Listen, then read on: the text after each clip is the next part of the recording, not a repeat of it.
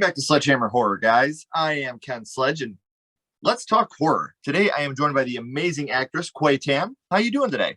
I'm doing amazing. How are you doing? I'm doing so good, and I'm so honored to have you here. For those of you that don't know Quei, you may recognize her from such titles as Cam, Dear White People, Bruh, and so much more.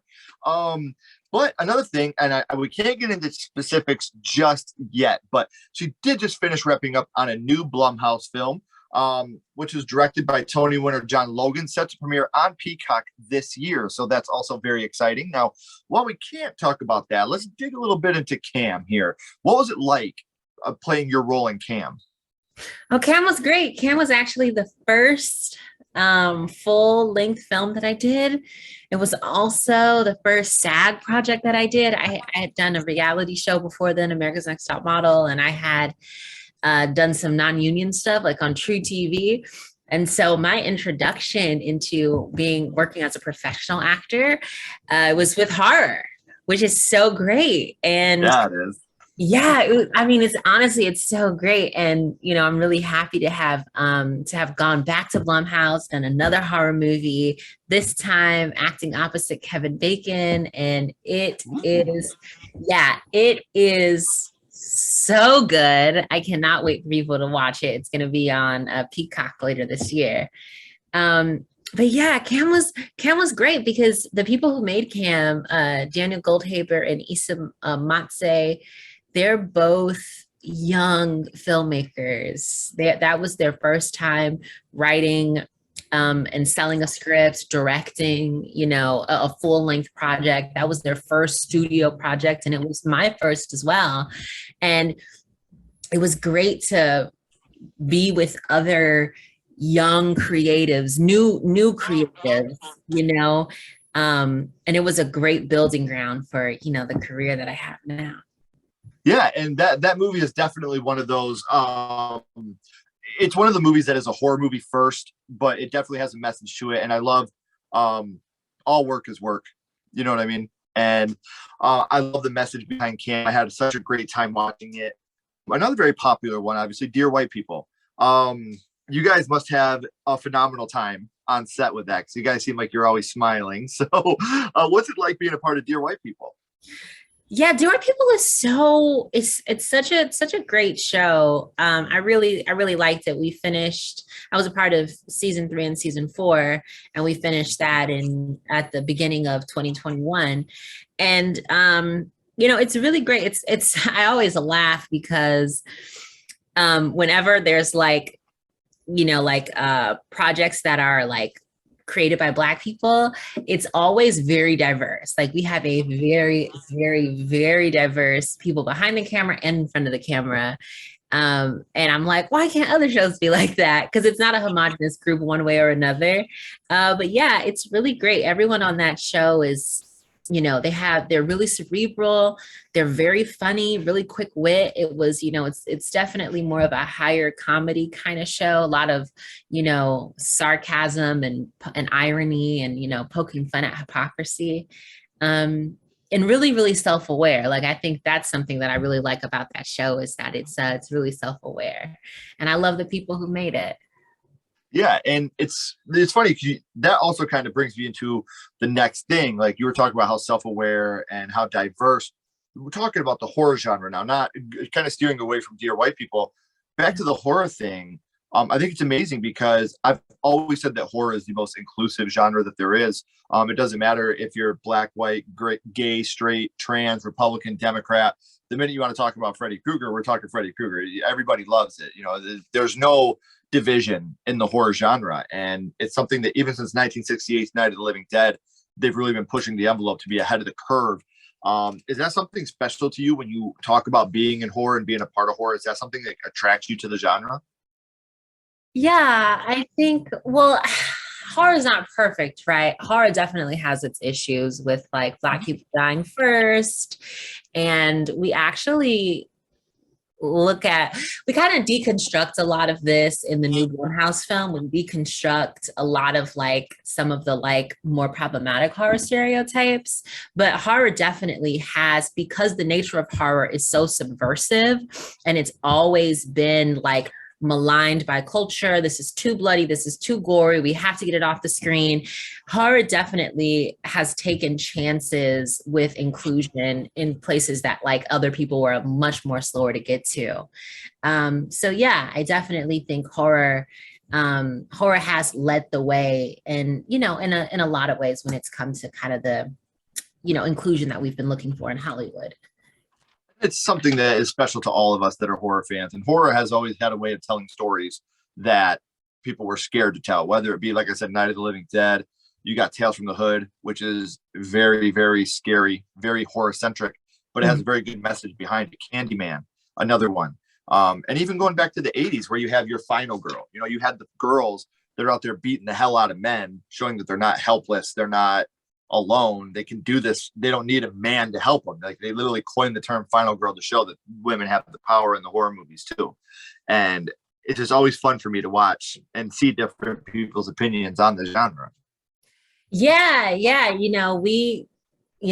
been, it's so funny. Let me show you this book. So I've been doing a lot of, it's really funny that we are together because this is have this book. Yeah. The Teenage Slasher movie book. So this actually came a part of this was a part of our packet when we got to set to film this new Blumhouse film, this untitled Blumhouse film. And, I've done a lot of research on the genre. And so, yeah, the term final girl, some people can be like really split on it. Some women do feel like it's really empowering. And then other people, like, have you seen that movie? I think it's like The Murder of something Voorhees, or the story of like, it's like a mockumentary of this guy who's like a serial killer, and he's like, I'm gonna kill all these people, and you don't think he's going to do it. I think it's like, oh my gosh, I have to find it. Hold on. Is it The Rise of Leslie Vernon? The Rise of Leslie Vernon. Yeah. Yes. That one. And so, yeah, well, like you said, some people think that like final girls are progressive. Like, I think in Leslie Vernon, like, they were kind of deconstructing that, because it's clearly like this kind of, you have to be asexual to be a final girl, and you have to be, like lily white skin, and there's a certain kind of look to that. And so, it's it can go either way, but horror continues to evolve past just those type of archetypes and subverts them on their head. And so I'm so excited. Like, Get Out with Blumhouse is just it's so good.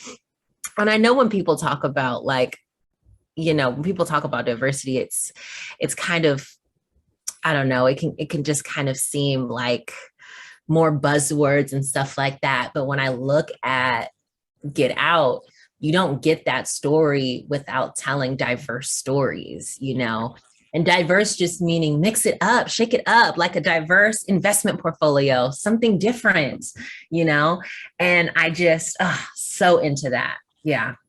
And the sunken place from Get Out is one of the scariest fucking ideas anybody has ever had, ever. The thought of you being in yourself, watching everything, and you can't get out, that the sunken place is something that really stuck with me. I think that, Get Out is a generational movie. It's a movie that it really, bends the genre, and it bends people's way of thinking.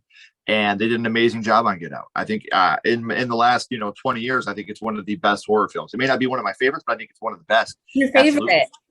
Of the last 20 years or of all time? Oh, all time. Oh, House, 1986. House. That was my first. That is my favorite. It will always be.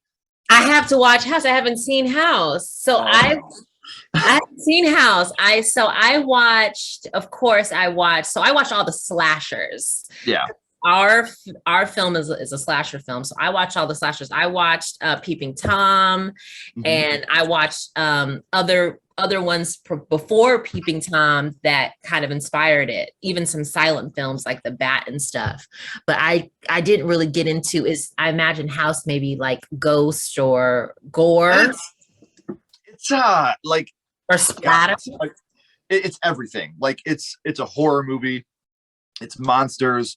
It's a love story. It's the story of losing a child and trying to find them. It's got Vietnam parts to it, like the Vietnam War. Like it literally has a little bit of everything, and it culminates in the biggest twist at the end, where you're like, "Oh, this all makes sense now." So I love it. I'll send you. It's streaming right now for free. So when we're done here, I'll send you a link. So I would love to know what you think of the film. Of House, yeah, for sure. My favorite scary movie is. Oh, wait, don't tell me yet. Don't tell me yet. That's one of my questions I'm going to ask you. So yeah, don't tell me that one yet. But before we get to that question, and the movie that we're going to be talking about today is the farthest thing from a slasher. But I've always said horror is what you make it. And if I watch it, I watched this movie for the first time today. And if I had watched this as a young man, this would have scared the hell out of me.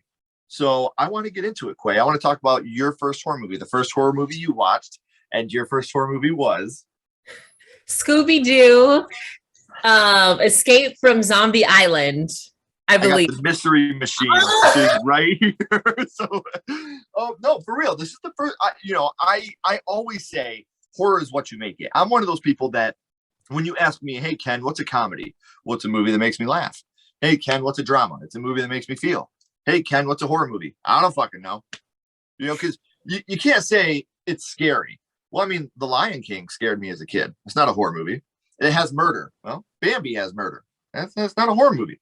So I think to genuinely call something a horror movie, it just has to affect you in a certain way. And with Scooby-Doo on Zombie Island, do you remember about how old you were the first time you had seen this, Quay? I would have to have been 5 years old. Yeah. I could definitely see this scaring someone at 5 years old, especially like when you see the first zombie, when Scooby and Shaggy fall into the pit and that mist comes down and that zombie comes out. Like that, like watching it today, I was like, damn, this is dope. Like I'm genuinely enjoying this. Like this is fun. So do you remember who you were with the first time you had seen it? Oh, I had to have watched it by myself. And I think my dad maybe was like in and out of the room, but I definitely watched it on VHS. Oh yeah, that's my girl. I grew up in a video store, so VHS is so special to me. What Like, video store was it? It wasn't Blockbuster, was it? no, nope. My parents owned one called Downtown Video. We owned our own video, like our own mom and pop video shop, and that's how I got into horror. My job every week was we didn't have a VCR at the store. We had a VHS rewinder. And my job every week was to check the tapes to see if they'd been rewound. And if they hadn't, I had to rewind the cassettes and I put them away, all the VHSs. That was my job. And if I did my job throughout the week, I got to take home one horror movie and one Nintendo cartridge to play for the weekend. So that was my growing up. That's what I did. And that's how I watched House for the first time. YouTube for me, I'm an old man. So YouTube for me was walking up and down the aisles at the video store, looking at the cover arts to decide which one looked the coolest, which one looked the scariest to me. And, that's how I watched House. That's how I watched Creepshow. That's how I watched Fright Night, was just by judging the cover arts of, wow, this looks so cool. This looks so scary, just judging it from cover art. So anytime I hear someone talk about VHS, I get a little tickle in me because it's so cool to know that there's people out there that still appreciate what VHS was. Yeah, yeah. I got it at the tail end. I didn't. Someone said recently. Someone said at a comedy show, "Be kind, rewind," and I was like, "What? What is that? what are you talking about?" Because and then I was like, "Oh, now Yeah, I get it." There are plenty of people that were not kind and did not rewind. It made me work my little ass off. So they can go to hell. So we're talking about Scooby-Doo on Zombie Island. Like I said, there are some actually pretty effective scenes in the film. What would you say was, and now again, I look at horror through a different lens. I consider Jurassic Park and Ghostbusters a horror movie. So I've always said that you can make horror, if a rapper was chasing me, I'm gonna shit myself and die probably. That's probably gonna be what happens. I'm too old to run. But what would you say the scene was that affected you the most from Scooby-Doo on Zombie Island?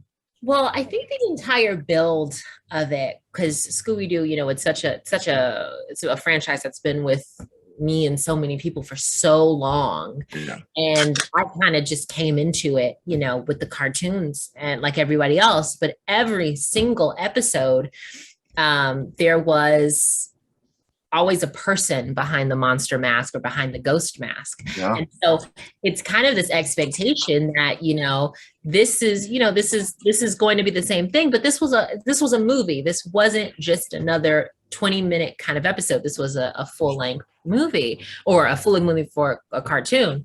And when they came to this island, there's already something so kind of like mystical and different about being in New Orleans and their accents, and then I remember them, being lulled into this false sense of security, eating the crawfish. And you're like, who's doing it? Who's going to be the big baddie? Is it going to be the hosts, these ladies? And then it turns out that there are these zombies and cat werewolves. And you're like, there's no way that this is real. Like, there's no way that like this is a part of the world. And I just remember watching that movie again and again and again, loving the music, loving everything. Definitely the thing that scared me the most is just that turn when, you find out as the audience, but also when Scooby and Shaggy and the whole gang, when they find out that these people are werewolves and zombies, it's terrifying. And I love the actual reveal when you got Fred and he's like, well, let's find out who this really is. And he's pulling and pulling and pulling, and then finally just rips the head right off. And they're like, we told you it wasn't a mask. Like that. Like he literally rips the zombie's head off at that moment. And you're watching, like you said, that's the thing about this. It's a little bit different from your other Scooby-Doo episodes is, well, it was old man Jenkins from the donut shop, and I would have gotten away with it if it wasn't for you kids, but in this moment, they're trying, and he rips the head right off. And there's so much mysticalness, if that's a word, mysticality. I don't know what it would be. But like when Scooby and Shaggy are down in the cave and they find the voodoo dolls, and they start playing with them, and you don't realize, and Daphne and all them are actually flying up in the air going crazy when Scoob and Shag are playing with the voodoo dolls. Like that's another scene that you're watching and you're laughing because, Fred and Daphne, oh, no, not again. They go flying up in the air. But that's kind of that line of this isn't, old man Jenkins from the amusement park doing this. This is a legit, this is magic. This is black magic, the voodoo magic. And I loved it. I genuinely had a very good time sitting down to watch this today. Oh, I can't believe you watched it. Oh, yeah. Oh, I had so much fun watching it. This is such a part of my childhood. This is a real, like, truly, like, I can't think of, beyond, I think I had, like, after that, maybe years later, Chucky, maybe I watched Jeepers Creepers, not really not a huge fan of those, not until I got to my well, I'm not going to say. We'll get there. And something that you just brought up too, that I kind of wanted to touch on is you were talking about how with this movie, you have the Southern hospitality. And I love those two, the way, well, we weren't going to let you leave without some Southern hospitality. Well, I'll go make dinner. Dinner? Oh, I couldn't let you leave without offering some of our famous Southern hospitality. Well, sure thing, Miss Lenoir. I'll start dinner. Like you have that whole scene and it's fantastic. Like, well, I'm sitting there because I got my 9-year-old and my 2-year-old, my daughter, my son, he's a little too old. He was like, yeah, I'm good on that. But me and my girl sat down and watched it today. And we all had such a fun time. Like we're sitting there watching this film and I'm laughing. And my 9-year-old's like, oh man, it's kind of freaky at some points, but we're having a great time watching it. And it's a movie that I call it a gateway drug horror movie because it's one of those movies that this is the weed of horror movies, it's not something that you're going to overdose on. Right. It's definitely going to make you want more. And that's what's leading me up to my next question. So we talked about Quei. Which scene affected you the most from Scooby-Doo on Zombie Island? I'm sorry. What would you say your favorite scene from the film is? Oh, the music, the music montage. That is it. When that song, I had emailed it to you. I don't know it off the top of my head, but when that song plays, this was my jam as a little kid. It's, let me see. It's Terror Time Again by Sky Cycle. There's just this montage when they're running away from these from all the monsters, the zombies and the were people. And that song plays, and it's just it's good fun, and there's so much comedy in between. Yeah. And that's kind of what I like about it is, you're right when you say that, it definitely is a starter horror movie for a young person. Or for any person of any age, but I just watched it as a young person. But yeah, because there's the horror elements, but then there's also that good comedy. So it's like things are dangerous and dicey, but things are still fun, right? Zombies are bumping into each other, heads are falling off. So it's like you can be scared and be thrilled that hopefully they'll get away, but you kind of know that things are gonna work out because people are still laughing. You're still laughing. Right. And while we're on that subject of the fear and the laughter, I think it's a great job when they actually finally show the werewolf transformation, and you see her turn and right in front of you. And then Fred's like, well, at least Scooby-Doo got away. And then the other one's like, oh, I heard that, Fred. And then it pans over and she's the werewolf too. You won't get away with this. We've been getting away with it for hundreds of years. What's going to stop us now? And you're just like, damn, that's deep. that's real shit. Like, that's werewolf shit right there. This isn't Scooby-Doo. This is real shit. So, I am a big fan of the film, and I would watch it again with my girls, and I know my girls are going to want to watch it again. So we actually pulled out the mystery machine today, and we're driving it around downstairs. So you gave us a family moment today, so I appreciate that. Well, Quei, we talked about your first horror movie and what it means to you, and we've been building to this moment all episode. So my little buddy Ghostface here has a question for you. What's your favorite scary movie, Quei? What is your favorite horror movie of all time? It's not what it's Yes. And I've said this before, guys. I never know ahead of time what their favorite horror movie is. When I send my list of questions, I never tell them I'm going to ask that because I want a genuine response. That is amazing that that's the answer. You got all of the action figures out. Can I please? I've been wanting to get this off of my chest. Please. Okay. Bring it. I'm going to rank the screams right now. Let's do it. But hold on. Don't spoil anything for Scream 5 yet, please. Or Scream 2022. I've seen it, but I don't know if all my viewers have seen it, and I don't want anything spoiled. We could talk about it, just spoiler free on that one. Spoiler free. I'll just rank it. Yep. I won't spoil anything. I'll just rank it. So, and I saw Scream 5 or Scream 2022 in FDX, where like the seats were moving. Oh, it was so fun. I recommend seeing every horror film if you can, seeing it that way. So good. Like, it was such an immersive experience. Okay, so original Scream, obviously number one. Now the other ones, this isn't my second favorite horror movie of all time. Actually, it is. But the other ones are not my other favorite horror movies of all time. This is just how I'm listing Scream. Okay, so sure. Scream OG, number one. Scream 4, I had no idea people hated it. But I tell you, I'm not kidding. I am obsessed with Scream 4. I saw Scream 4, and a lot of this has to do with like your childhood. Yeah. And so I saw Scream 4 not in the regular theaters. I saw it in the Dollar Theater in Vegas. Okay.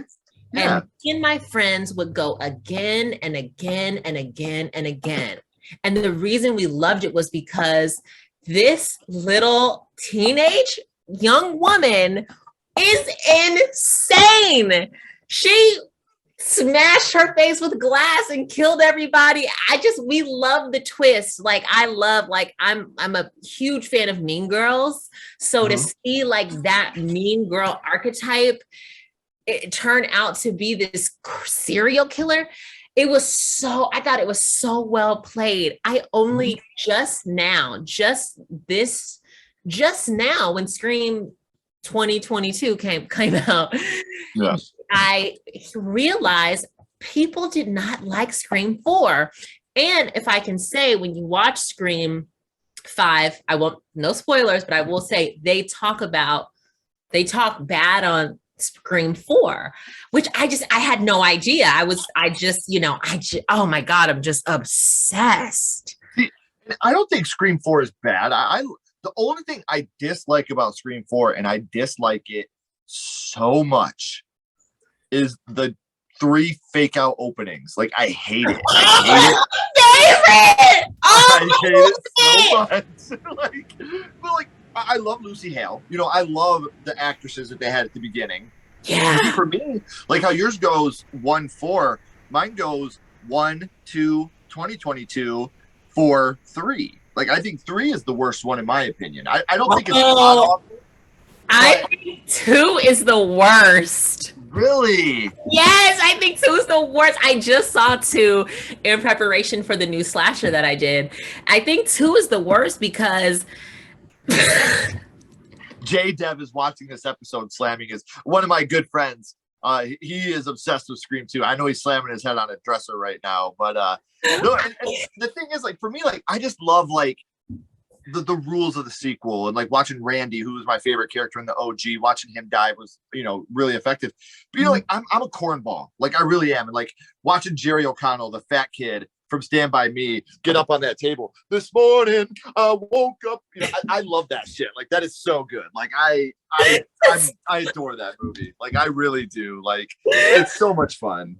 I love any and all Scream. I love, but the reason Scream 3 holds a special place in my heart.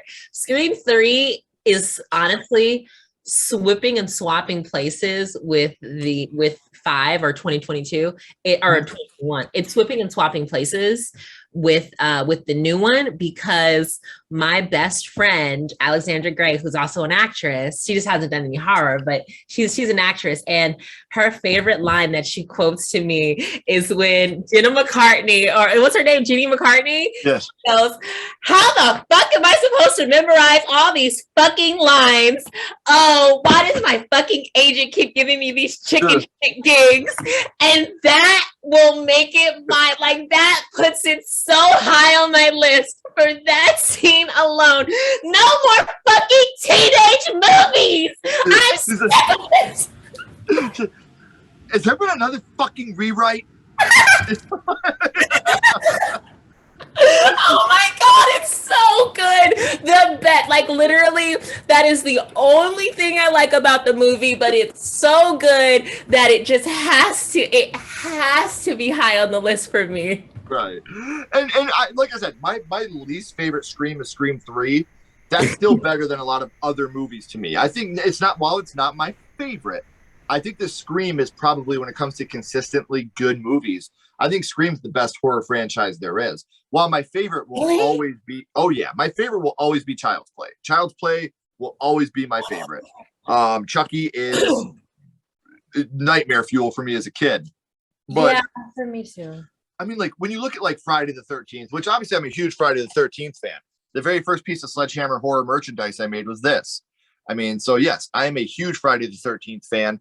But you got like Jason Takes Manhattan in there. You look at Nightmare on Elm Street, you have The Dream Child and Freddy's Dead. Like, these have real stinker movies in them, where Scream doesn't. You know, to me, the worst one is Scream 3, and it's still a good movie. I enjoy it. I have a lot of fun when I watch it. So Scream, to me, when it comes to just consistently great movies with great actors, great actresses, great stories, great twists, great villains, it's just the best to me. Like, it's very hard to top what Scream was able to do with its first 5 films when it comes to continuity, consistency, and keeping you guessing all the time. So that's why, to me, I think Scream is the best horror franchise that there is. That just my opinion. That's the Sledgehammer opinion. Let me tell you just really quickly the reason I love Scream. And I'd seen, this is so funny. I had seen the original Scream, but I watched it on television. But not really. Do you know what I mean? Like, not really. Scream 4 was honestly like my first foray into Scream. Like, it was it was the first Scream I ever saw in theaters. You know, I only saw 4 and 5 in theaters. I've never seen 1 through 3 in theaters. And so what I loved about it was how how it comments on the horror genre. And so that is why I love Scream 4 and Scream 1, because I feel like they do the most commentary. Yeah. That's just so exciting to me because I'm an actor, I love I love that kind of stuff. I love the, dramaturgy of it all. Sure. And like I said, Wes Craven reignited the horror. Whether you love or hate Scream, when Scream came out, he completely revitalized the horror genre. Like, it completely brought horror to the forefront. Like, horror was cool again. It was hip. And it's so great. Like, Scream really started a whole new genre with the meta horror. I mean, like, sure, you had Friday the 13th Part 6, which really, kind of dove into meta. And Wes Craven himself kind of dipped his toes in the water with Wes Craven's New Nightmare. But then with Scream, he said, you know what? Fuck it. Let's go in. Let's do this. Let's have fun with it. Let's acknowledge other horror movies. And you have Wes Craven, who created Freddy Krueger, A Nightmare on Elm Street. And in Scream, in the first 10 minutes, you have Casey Becker's Drew Barrymore's Casey Becker talking about Michael Myers and Jason Voorhees by the guy that created Freddy Krueger. Like, to my little brain, there was so much going on the first time I seen this. I was just, so Quei, I can't tell you how much it means to me to have you here. And I wish you nothing but the most success in your career. You're a beautiful actress, and I love the roles that you've taken on so far. And I can't wait to see the expansion of your career. But before we leave here, Quei, we always end this with the same question. We're going to go to a skull count, and we're going to go back to Scooby-Doo on Zombie Island. Now, what we're doing here, we're not judging this movie on acting, voiceovering, I should say, storyline, direction, nothing like that. What we're doing right now is strictly judging this movie on how much it affected you on first viewing. So 0 skulls being not effective, 5 being very effective. You can use half and quarter skulls anywhere in the middle. Quei, what would your ranking of Scooby-Doo on Zombie Island be? Oh my God, well, I've remembered it. I would have to say a real, like, conservative estimate. I would have to say 4. Which is fine. You know what I mean? Like, it got you started in the horror genre, which you are now acting in. And I'm so excited for this new Blumhouse project. I know we can't drop titles or anything, but I'm sure that it's going to be amazing. And you are now forever part of 6 Degrees of Kevin Bacon.